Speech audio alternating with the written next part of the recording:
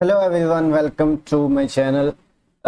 आज हम बात करेंगे बिटकॉइन की और साथ हम बात करेंगे एफओएमसी पे, क्योंकि इस वीक एफओएमसी रिलीज होगी। वीडियो के एंड तक देखना अगर कुछ सीखना है तो, अगर तो नहीं सीखना तो फिर तो वीडियो देखने की भी ज़रूरत नहीं है। कुछ सीख लोगे तो खुद खुद कुछ करने लग जाओगे। अगर नहीं सीखोगे तो हमेशा किसी ना किसी की वीडियो देखते रहोगे कि यहाँ से सिग्नल मिल जाए या वहाँ से सिग्नल मिल जाए और कुछ ले लो या कुछ बेच दो। सीख लोगे तो खुद करने लग जाओगे। अच्छा, स्टार्ट करेंगे हम बिटकॉइन की से और उसके बाद हम मूव करेंगे एफओएमसी पे। उस पे मैं अपनी रिव्यूज़ दूंगा कि मुझे क्या लगता है, क्या आउटकम हो सकता है। तो लेट्स बिगिन द वीडियो। अच्छा, बीटीसी के वीकली चार्ट से स्टार्ट करेंगे। वीकली चार्ट को देखें तो हम अभी भी जो है वो एक वाइडर रेंज में है। जो रेंज है 18,000 से लेके 18,800 से लेके 25,000 तक। तो जब तक ये रेंज जो है, यहाँ मैंने पिछली जितनी भी वीडियोस जिसमें मैंने डिटेल के साथ बात की है बिटकॉइन पे, उन पे मैंने यही बोला है कि जब तक ये रेंज में है तब तब तक हमें नहीं पता कि मूव ऊपर को आएगा या नीचे को आएगा, अनटिल अनलेस के ये जो रेंज है यहाँ तो ऊपर को टूटे या तो फिर नीचे को टूटे। तो ये जो लास्ट 2-3 दिन में मूव आया है ये नीचे, इसको इग्नोर करते हुए अगर हम सिर्फ ये देखें कि रेंज जो है वो टूटी है या नहीं, तो बीटीसी जो है वो हमें नहीं नज़र आ रहा कि जो एक नीचे को मूव आएगा, क्योंकि हमारे पास रेंज के नीचे अभी एक भी कैंडल क्लोज नहीं हुई। तो ये भी पॉसिबिलिटी है कि ये जो कैंडल है ये सारे लॉस तोड़ दे और सीधा 15,000 16,000 कहीं भी चल जाए, डिपेंडिंग ऑन के डाटे पे कैसे रिएक्ट करती है मार्केट। लेकिन अगर हम टेक्निकल पर्सपेक्टिव से देखें तो हमारे पास अभी कोई कंफर्मेशन नहीं है कि यहाँ से जो है हमें एक न्यू लो मिलेगा, क्योंकि जो प्राइस है अगर हम ये वाला लो इग्नोर भी कर दें तो इवन ये जो लो है हमें एक लोएस्ट लो भी नहीं मिला। तो अभी भी हम रेंज में हैं। अगर तो कोई आपको बोल रहा है हम नीचे, यहाँ से नीचे चले जाएंगे, काफ़ी ज़्यादा नीचे जाएंगे, तो वो सब तुक्केबाजी है। टेक्निकली हमारे पास कोई कंफर्मेशन नहीं है कि यहाँ से नीचे मूव आएगा। हाँ, एक फैक्ट हो सकता है कि हम ओवरऑल जो हैं वो बेरिश हैं, तो डो नॉट बी सरप्राइज के यहाँ से जो है वो न्यू लोज आ जाएंगे, तो आ सकते हैं। क्योंकि ओवरऑल जो मार्केट का ट्रेंड है वो बेरिश ही है, ठीक है। तो अगर हम करंट जो हमारे पास डाटा है इसकी ही बात करें तो जो है वो अभी कैंडल क्लोज नहीं हुई नीचे, तो हम ये अभी स्पेशली वीकली चार्ट पे हम ये एक्सपेक्ट नहीं कर सकते कि जो है वो न्यू लो आएगा। तो माइट भी पॉसिबल कि जो डाटा है वो बुल्स की फेवर में आए और ये जो ग्रीन कैंडल है, ये जो रेड कैंडल है, ये शिफ्ट हो जाए ग्रीन पे, हु नोस। तो ये डाटा पे डिपेंड करता है कि मार्केट उस पर कैसे रिएक्ट करती है। वीकली चार्ट पे इतना कुछ खास नहीं है। यहाँ पे रेंज लो है। मैं हमेशा ही कहता हूँ कि मैं स्पोर्ट पे मैं बेरिश नहीं हो सकता और रेजिस्टेंस पे मैं बुलिश नहीं हो सकता। क्यों? क्योंकि मैंने पिछले 5-6 सालों में सीखा ही है कि अगर तो स्पोर्ट पे तो आप you have to look for bias. तो वो आपने स्पोर्ट पे प्राइस आए तब भी ले लेना है या कुछ आपने वेट करना है, कैसे करना है, वो आप पे डिपेंड करता है, ठीक है। तो यहाँ पे अब रेंज लो पे यहाँ पे मैं बेरिश नहीं हूँ। क्यों? वो इसलिए नहीं हूँ कि मेरे पास जिस प्रोसीजर से या जिस स्ट्रेटजी से मैं चार्ट्स को देखता हूँ उस हिसाब से तो मुझे कोई इंडिकेशन नहीं मिली कि यहाँ से एक मूव नीचे आएगा। अब मैं ये बोल सकता हूँ कि जैसे हम पिछले कुछ दिनों में से जब भी प्राइस रेंज लो में आई है तो हमें बाउंस मिला है, तो ये मैं कह सकता हूँ कि हो सकता है कि यहाँ से बाउंस आए। पर अभी जो मैं पर्सनली रिकमेंड करूँगा वो यही है कि डाटे का वेट किया जाए। क्विकली मूव करेंगे हम डेली चार्ट पे और उसके बाद हम एफओएमसी पे बात करें। अच्छा, डेली चार्ट की हम बात करें तो ये लो भी प्राइस ने उठा लिया है, ये भी और ये भी, ठीक है। ये लोस जो है प्राइस ने उठा लिए हैं। अभी जो है प्राइस यहाँ से ऊपर ट्रेड कर रही है, तो डेली चार्ट भी अभी यहाँ से नीचे क्लोज नहीं हुआ। तो जब तक यहाँ से ये जो लेवल, ये जो लो है हमारे पास, वो लो है 18,600 का। जब तक प्राइस ये नीचे क्लोज नहीं होती, क्योंकि लोएस्ट फिर वो लोएस्ट क्लोज होगा इस लो से भी नीचे और ये लो से भी नीचे, तो लोएस्ट क्लोज होगा अगर, तो प्राइस यहाँ से नीचे क्लोज हो सकती है, तो माइट भी पॉसिबल कि ये जो लो है ये भी प्राइस उठा ले जो 17,500 के पास है। लेकिन इसकी भी हम अभी बात नहीं कर सकते जब तक 18,600 से नीचे डेली क्लोज नहीं हो जाती। तो अभी जो क्या है कि मंडे का जो प्राइस एक्शन है वो देख लें, क्योंकि अभी अमेरिका जो है वो उसकी मार्केट ओपन हुई है, तो उसको देख लें वो कैसे रिएक्ट करता है। कल वाला दिन है, उसके बाद वेडनेसडे को जो है वो हमारा डाटा है। ये 1-2 दिन आप मार्केट को देख लें कि मार्केट कैसे रिएक्ट करती है।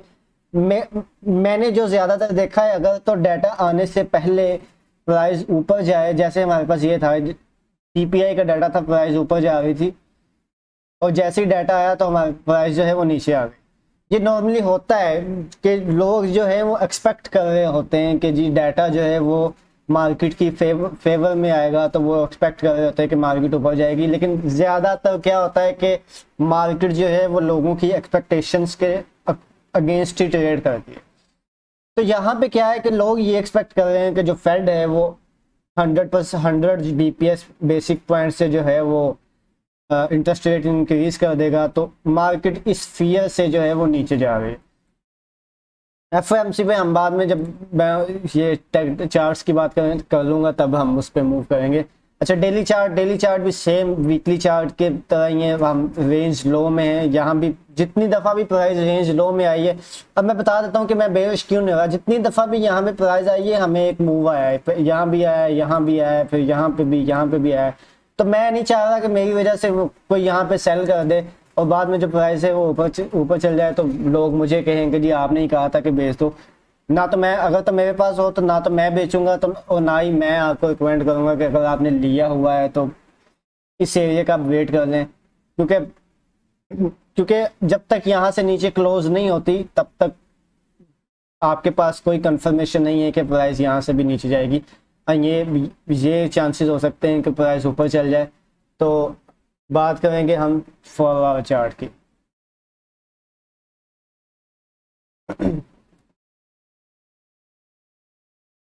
अच्छा जी, 4 आवर चार्ट की बात करें तो यहाँ पे जो है ये जो लॉज हैं 4 आवर ने यहाँ पे उनका फेक आउट दिया है। फेक आउट कैसे दिया है कि प्राइस एक तो नीचे आई, नीचे क्लोज भी हुई, अभी जो है वापस ऊपर क्लोज हो गई है। तो अब अगर तो ये फेक आउट होल्ड होता है तो माइट भी पॉसिबल कि हम 19,300 की तरफ वापस चल जाएं। लेकिन मैं एफओएमसी से पहले मैं ट्रेड नहीं करूँगा। यहाँ मैं ट्रेड लूँगा तब जब मुझे ये जो कैंडल ये शो करती है कि इनफ जो है वो बाय वॉल्यूम आया है मार्केट में। अगर तो 19,000, मुझे कोई मसला नहीं है कि अगर ये जो कैंडल है ये फ्लिप हो जाती है आज ही, वो आपको ज़्यादा कंफर्मेशन देगी कि जो है वो सेलर्स जो हैं वो दोबारा फिर ट्रैप हो गए हैं, तो एक मूव जो है वो हमें अपसाइड का आ जाएगा। अच्छा, ये अगर लेट्स सपोज के कैंडल जो है वो 19,200 से ऊपर आज चले जाती है ऊपर, तो क्या होगा, कल फिर दोबारा ये मार्केट कल और परसों के मिड में मार्केट यहाँ पे रेंज करेगी और जब डाटा आएगा तो माइट भी पॉसिबल के पुश ऊपर का है। डिपेंड करता है कि कैसा डाटा आएगा। ठीक है, मैं क्या डाटा एक्सपेक्ट करता हूँ मैं आपको बता देता हूँ। अच्छा, बिटकॉइन के बारे में यही लॉन्ग स्टोरी शॉर्ट मैं बस यही कहना चाह रहा हूँ कि अभी जैसे हम पहले रेंज लोज में थे वैसे ही अभी भी रेंज लोज में है। तो यहाँ पे फिलहाल मैं बाय नहीं कर रहा, वो इसलिए क्योंकि वो डाटे का फियर है और फियर किस हद तक प्राइस को ड्राइव कर सकता है यू नेवर नो। तो इसलिए मैं यहाँ पे बाय नहीं कर रहा। बाय मैं तब ही करूँगा जब मुझे लगे कि इनफ जो है वो सेलर्स आउट हो चुके हैं मार्केट से। तो अब बात करेंगे हम एफओएमसी की। ठीक है, एफओएमसी जो है वो वेडनेसडे को है। तो अभी जो लोग एक्सपेक्ट कर रहे हैं वो ये एक्सपेक्ट कर रहे हैं कि जो इंक्रीज आएगा इंटरेस्ट रेट में वो 1% का आएगा। 1% बोल लें आप या उसको 100 बेसिक पॉइंट्स बोल लें। ठीक है, अच्छा, 100 पिछली दफ़ा जो इंक्रीज आया था वो 75 बेसिक पॉइंट से आया था। अब जो लोग एक्सपेक्ट कर रहे हैं वो कह रहे हैं जी 100 बेसिक पॉइंट से आएगा। वो क्यों एक्सपेक्ट कर रहे हैं? जी जो है वो इन्फ्लेशन का जो डाटा था वो ज़्यादा आया था। इन्फ्लेशन डाटा रिलीज़ हुआ था 13 को, तो हम उसको देखते हैं। ये पिछली दफ़ा जो डाटा फोरकास्ट किया था वो उससे ज़्यादा डाटा आया था, क्योंकि इन्फ्लेशन इंक्रीज़ हुई है, तो अब लोग ये बोल रहे हैं कि इंटरेस्ट रेट भी इंक्रीज़ हो जाएगा। तो लास्ट टाइम क्या हुआ था कि जो इन्फ्लेशन थी, लास्ट टाइम क्या हुआ था, इन्फ्लेशन जो थी उनकी कम हुई थी।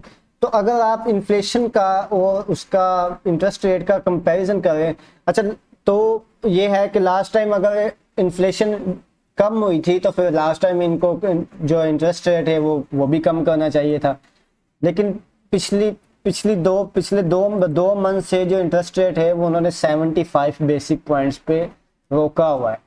जब पिछले मंथ से उससे पहले पे पिछले मंथ की बात करें तो 70 जो था इन्फ्लेशन वो इंक्रीज हुई थी, तो 75 बेसिक पॉइंट से उन्होंने इंक्रीज किया। उससे जो लास्ट मंथ है अगस्त, उसमें जो है वो इन्फ्लेशन डिक्रीज हुई थी, उन्होंने फिर भी 75 बेसिक पॉइंट्स का रखा।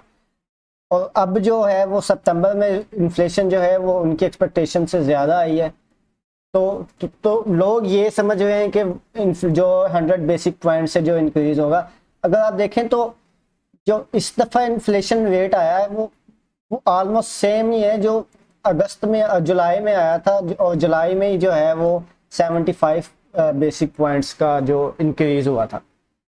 तो अगर तो इस डाटा को देखिए, मैंने जब लास्ट टाइम जब इन्फ्लेशन नंबर्स आए थे तो मैंने ये बोला था कि सिर्फ एक डाटे की बेस पे आप ये नहीं कह सकते कि जी इनकी जो इकोनॉमी है वो बिल्कुल ठीक हो गई है और जो अब सारा कुछ ठीक हो जाएगा, जो इंटरेस्ट रेट है वो नीचे आने लग जाएगा। ऐसा नहीं है।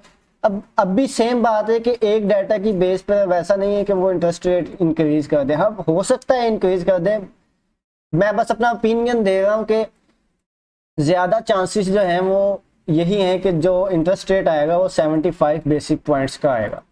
ठीक है। अब ये जो प्राइसिंग हो रहा है डाटा, जो लोग सेल कर रहे हैं, वो मीडिया में ये है कि अब जो इंक्रीज आएगा वो 100 बेसिक पॉइंट्स का आएगा। अब इसी फियर से जो है वो मार्केट जो है वो डंप कर रही है। और अब क्या होगा क्या?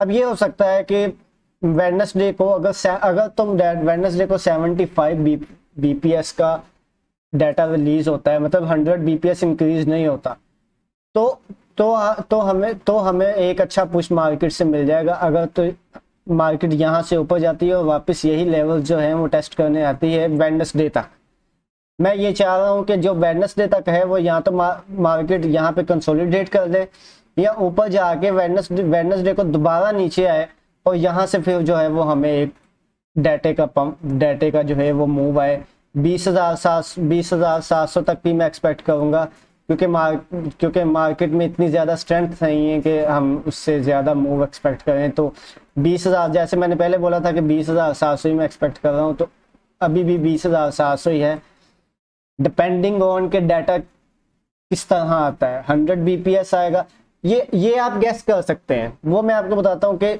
जैसे मैंने पहले बताया कि अगर तो डाटा आने से पहले मार्केट ऊपर जाती है तो ज़्यादा चांसेस ये होते हैं कि डाटा जो है वो मार्केट की ऑपोजिट डायरेक्शन में आएगा। और अगर डाटा आने से पहले मार्केट नीचे जा रही होती है तो ज़्यादा चांसेस ये हैं कि जो डाटा है वो मार्केट की ऑपोजिट डायरेक्शन में आएगा, यानी कि मार्केट जो है वो ऊपर मूव कर जाएगी। अगर आप ट्रेडर्स की स्टैट्स निकाल के देखें तो 90% जो लोग हैं वो इस मार्केट में पैसे उजाड़ते हैं, पैसा लूज करते हैं अपना। उसकी वजह यही है कि मार्केट जो है वो ट्रेडर्स की एक्सपेक्टेशन के अगेंस्ट मूव होती है हमेशा।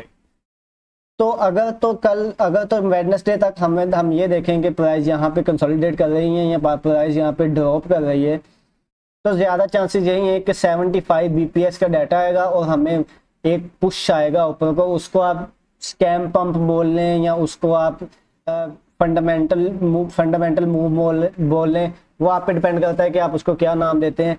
लेकिन मेरी एक्सपेक्टेशन के अकॉर्डिंग अगर तो हम पिछला डाटा देखें कि जो इन्फ्लेशन थी वो 0.3% हुई, तो फिर भी उन्होंने 75 बेसिक पॉइंट्स इंक्रीज किया था। और जब 0.7 पे इंक्रीज हुआ तो तब भी 75 बेसिक पॉइंट्स ही थे। तो अगर तो हम इस पिछले डाटा को ही कंसिडर करें तो मुझे नहीं लगता कि 100 बेसिक पॉइंट्स का इंक्रीज होगा।